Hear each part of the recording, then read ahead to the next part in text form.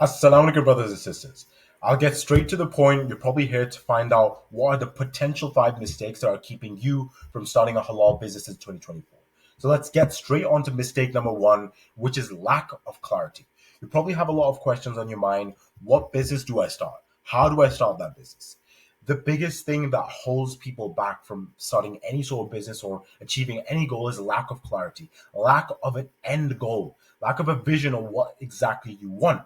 What a lot of people kind of go through is if I set a target of 10K a month and I don't get it, I'll be disappointed or I won't be able to actually get that goal. So why set that goal in the first place? Or I'm being greedy for setting those goals. But what having clarity does is it then gives you certainty. Okay, this is what I need to do next. So, for example, if you have clarity, you know that you work in this specific job right now where you can only allocate this amount of time apart from your family time, etc., in order for you to start something new, like an hour, 2 hours a day, or even less. Okay, you have time clarity. Then you need income clarity. Okay, I need to make at least 5 to 10,000 a month in order for me to sustain my expenses, sustain my lifestyle, look after myself, my family, charitable causes. So then you have income clarity, which then gives you certainty. Okay, if my goal is to make 5 to 10,000 a month, which this amount of time, what should be the next action step? So that would then answer the questions of what business do I start? Because then you have clarity on what exactly you need to happen in order for things to work out. And then how do I start? That will also then give you clarity. Okay, the way I'm going to start this needs to match my time requirements or the income requirements because that's how much I want to work and get this much out of the hour. Because clarity gives you certainty with what you need to do next. So if you don't have clarity, that is probably why you don't know what to do. Now, if you're a professional, you probably don't have all day to start another business or tens of thousands to invest in a business to test things out. So you probably need a proven or kind of the answer with a proven track record, right? So that is also another point of clarity. Okay, I can't just test a random brick and mortar business out. Brick and mortar being any physical store or physical shop, which requires tens of thousands and years upon years to actually make anything profitable. So you know that okay, brick and mortar is out the question now. I need to start something online. Okay, what do I start online? Okay, do I have tens of thousands for products? Probably not. Okay, then it needs to be not product based. So that is basically what I'm talking about. Just have full clarity on time, income. That will then allow you to know, okay, this is potentially what are the options for me. Now, getting straight into mistake number two, not having a clear why. Now, humans do anything for one reason, and one reason only is getting away from pain and going towards pleasure. Right now, starting something new seems like painful for you because it's uncertain. You don't know if it's going to work out or not. It's kind of something out of the ordinary. You probably haven't done it before. So staying where you're at seems like pleasure. So remember, getting away from pain and going towards pleasure. That's literally kind of it shows up with anything we do in life, even with the simplest things like when people are scrolling through TikTok or Instagram and they're watching a reel and the reel underwhelms them. Okay, pain, and then you go on to the next one, which is go towards pleasure. So it's constantly what we're doing, and alhamdulillah, it allows us as humans to actually make progress because we feel that pain, feel that kind of discontentment from where we're at, to then go ahead and find a pleasurable state. But what it does in these cases, because you don't have a clear why, a big enough reason, the thing that we're potentially trying to start or you're potentially trying to start seems like painful for you. So then staying where you're at is basically pleasure. Now, the key is to have a very, very clear why. Why do you actually want to start a halal business? Like, ideally, it should be other than yourself, like something other than yourself, like actually going to Hajj or Umrah, looking after your family, looking after your parents, buying a house, charities that you believe in. Because that is a big enough reason, a big enough motivator to then push you and then make that starting of a new business not pain rather than pleasure to then allow you to do that big why, being buying a house, car, Hajj, Umrah, or doing anything that excites you. My missions, and trust me, things do, and in the 4 or 5 years that I have been doing this, things did get tough. Like things do get very kind of boring at times. But when you remember these missions, which is something other than yourself, it kind of pushes you, keeps you going. So my missions are helping 1 million orphans in third world countries because it's people that can't necessarily help themselves. And then number two is helping thousands of Muslims start a halal business. So that's like a mission that keeps me going. It's a clear and big enough why, which turns that pain of doing something new into pleasure, so it is worth it. Now let's get on to mistake number three, which is lack of action. So if you fix mistake one and two, this should pretty much be fixed automatically. But remember, guys, knowledge is not power. Applied knowledge is power. There's an authentic hadith that says, tie the camel, then rely on Allah. As in, you have to literally do whatever is in your power to make things work, and then you should rely on Allah. Because without you putting in the work, the world we live in, you're not going to get anything. So it's very important, like, covering mistake number one and two is clarity. Okay, this is what I want. And then, which should give you, okay, this is how I do to get what I want. And then this is the why that I'm doing this, which will keep you going. And then lack of action will be solved by those two things. But if it's not, a reminder is that tie the camel, then rely on Allah. Now, brothers and sisters, have fear of failure. It's very important for me as a coach to be able to kind of deal with these things, like really understand what these words mean. So I'm able to coach my clients. And alhamdulillah, that has really served me very, very well, because starting a business is a lot about mindset as well. So what I tell my clients, and it's really worked well, is understanding the difference between fear and anxiety. Fear is caution over a real and present danger. Like there's a tiger standing in front of you. There's a real and present danger. Anxiety is caution over a future imagined danger. So brothers and sisters, don't have fear of failure. It's anxiety of failure. Oh, what if this happens? What if it doesn't work? So the what ifs is probably the most dangerous thing that you can do, because that question is making you find the answers to what if it doesn't work. Everything's going to go wrong. I'm going to lose this. I'm going to lose that. Or I'm going to lose my time and my effort, etc. So it's very important to differentiate between fear and anxiety. Do not let anxiety stop you from doing the things that you want, because that anxiety focusing on a undesirable future takes away the energy from you to then be able to do the action steps to then avoid that undesirable future. So it's a very vicious loop that people get into. They think, okay, this bad thing is going to happen, which takes away the energy. You don't do anything, and that thing actually ends up coming true. So it's very, very dangerous. So guys, please make sure that you don't fall into the trap of lack of action because of these things. Now, mistake number four is wrong business models. The typical ones that you probably have seen millions of people at this point. I'm sure you've seen many, many ads.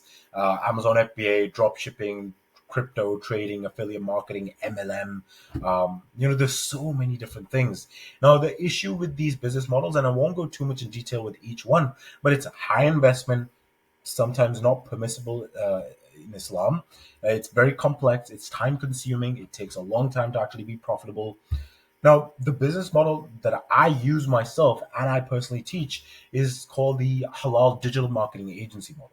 Now, why do I feel this is the best model for starting a halal passive income?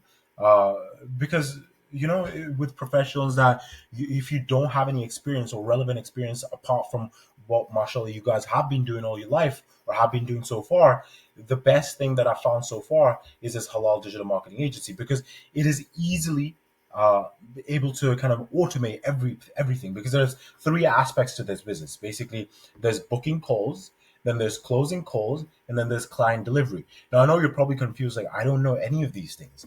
But the best thing is you can automate each thing with cold callers, as in they will book the calls for you, and then closing calls by closers, and then client delivery, media buyers from third world countries. Media buyer basically means someone that will be running the ads for your clients, and they live in third world countries, and they, because of the exchange rate, they get paid quite a bit. But in first world countries like US, UK, Canada, it's only a couple of hundred, like 200 to 300 max that you have to pay them per month. So that automates the client delivery. Closes, they take a certain percentage. So that is automated. And then lastly, is booking calls is automated by cold calls and ads. So basically, that is the easiest way that I've found to actually start a completely passive income stream uh, for professionals that have no experience. I know this is very confusing, but I'm just roughly sharing it. Let me kind of explain a bit more. But let me give you a few bonuses. Like, let me kind of talk about a few myths about starting a halal business or making money in general. Number one is time is money. Look, guys, time is infinitely more valuable than money. Like, if someone says, "I'll write you a check for 10 million," but the only catch is that tomorrow morning you won't wake up, would you take it? Probably not, because that inherently is not more valuable than the time that you have on Earth, or basically the life that you have. So basically, time is it's infinitely more valuable than money. So that's something that we need to kind of get rid of. That is a complete myth. Number two is making more money is just about working harder. That is not true at all.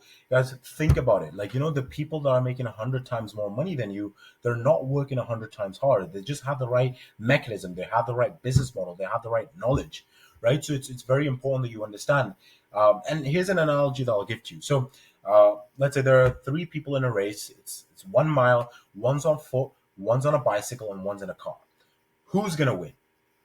The person in the car, right? Because they're in a faster vehicle to actually get to their goal. So every principle is a microcosm of each other. So if that works with distance, then that also works with your goals of getting to 10K a month. So all you then have to do is then coming back to that question of, okay, clarity. I need to get to 10K a month. So what is the fastest vehicle in getting to that point?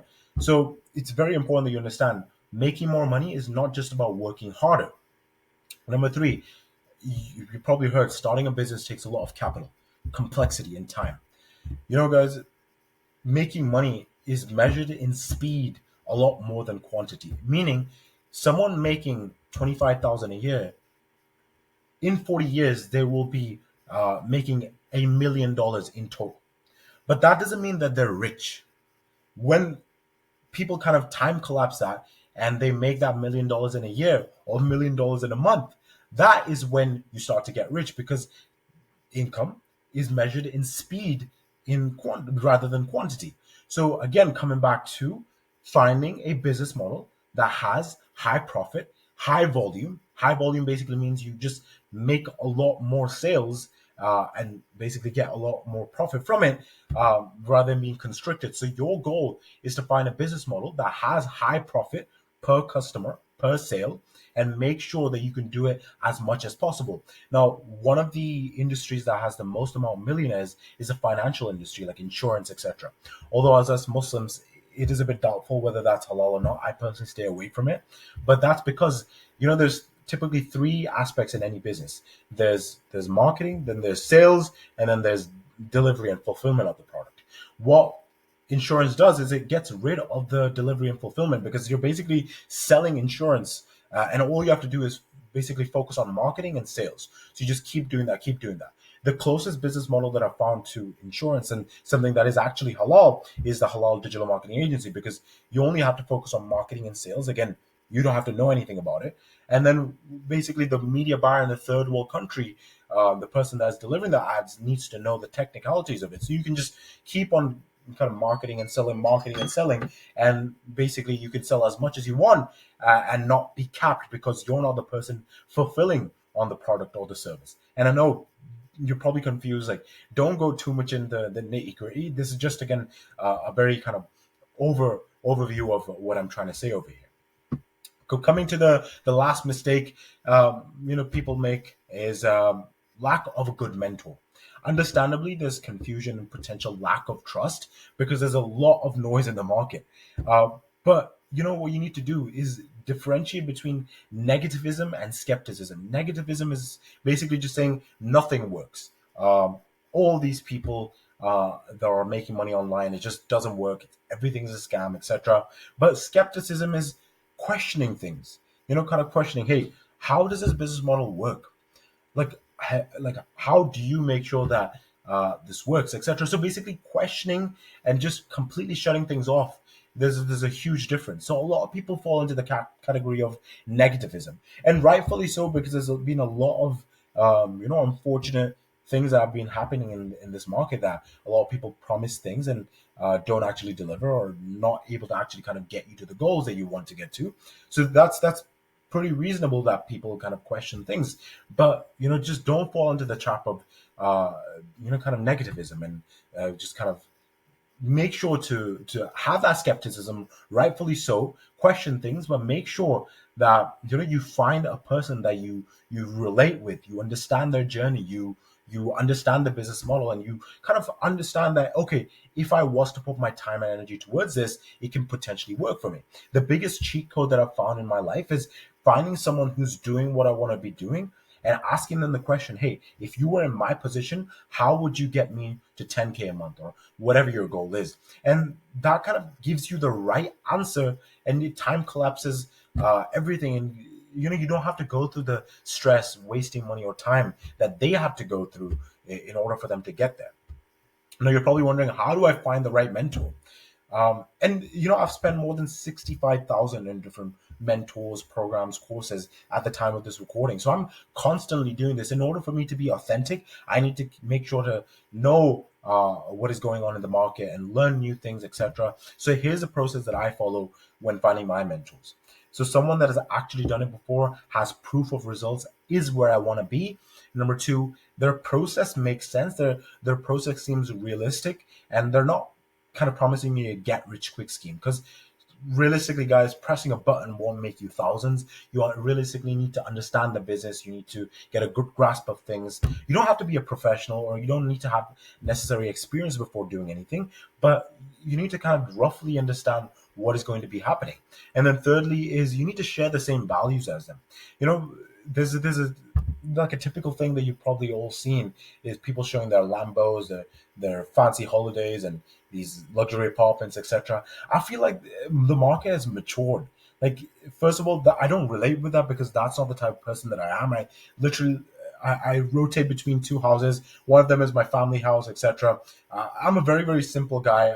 I like to spend time with family. I like to have that abundance feeling that I don't need to kind of look at the bill. Like last night, we went out for dinner. I didn't have to, I went out with my family. I didn't have to look at the bill, even though it was a pretty reasonably expensive restaurant. I didn't have to look at the bill or have to be worried about, etc. That's the sort of stuff that I personally like, and I'm not really for that, Lambo and penthouse dream, because I just personally don't relate with that, and I'm starting to think that's a bit inauthentic for people to be doing that, especially now.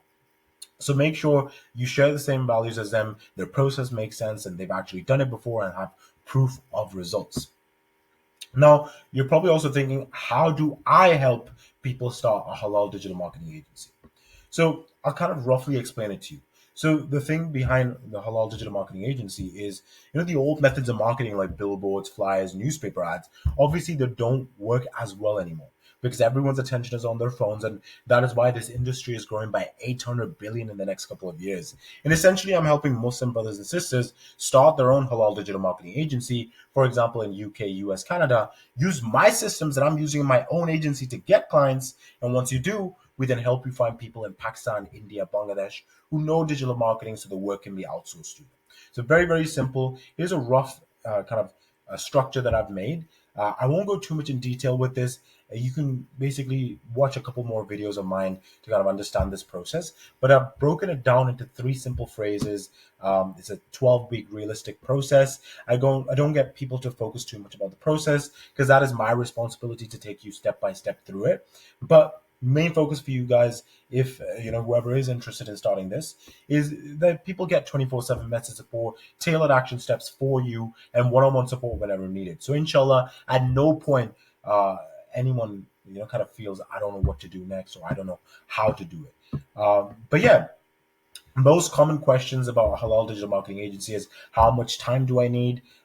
Minimum 45 minutes a day. It's more objective based, but at least 45 minutes a day.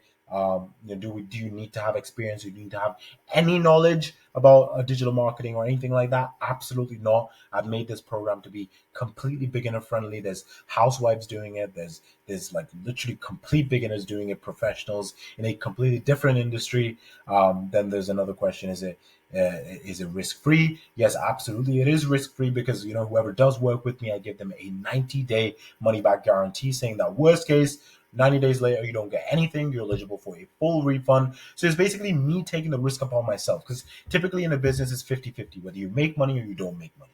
But in this case, because I'm giving you my resources and my one-on-one time, it kind of allows me to take the risk upon myself and basically give you a 90-day guarantee. That worst case, you have literally nothing to lose. Best case, inshallah, you get to your goals. But that's kind of mainly it, guys. If you have any other questions, I feel like your next steps should be just booking a completely free demo call with me. That way, I'll be able to kind of give you tailored advice. This was just very broad, the general mistakes. I'll be able to kind of understand you on a personal level. It's a completely free demo call. It's the first link in the description. Book that in. And the number two would be watch my videos. Because, brothers and sisters, I'm not at that point where I'm hunting for new people to bring onto the program. I'm just not at that stage at the moment. I'd rather bring on the right people that I know I can definitely help. So make sure to watch all the videos, prepare some questions so I can give you tailored advice. And then thirdly, is I want to put it back on you. Like, do istikhara. There's no pressure whatsoever that you need to work with me or whatever the case is. Do istikhara, 2 rakah, make the dua. Allah, if this is good for me, I'm a hereafter. Make it easy for me. And if it's not, guide me in a better place. So book in a call, watch my videos, do istikhara, and inshallah, we should be able to have a very, very productive call. So best case, I'm able to show you the program. Worst case, I promise I'll guide you to a better place. But Jazakallah for watching this video. Inshallah, go ahead and book in a call, and inshallah, I'm really looking forward to speaking to you. Jazakallah.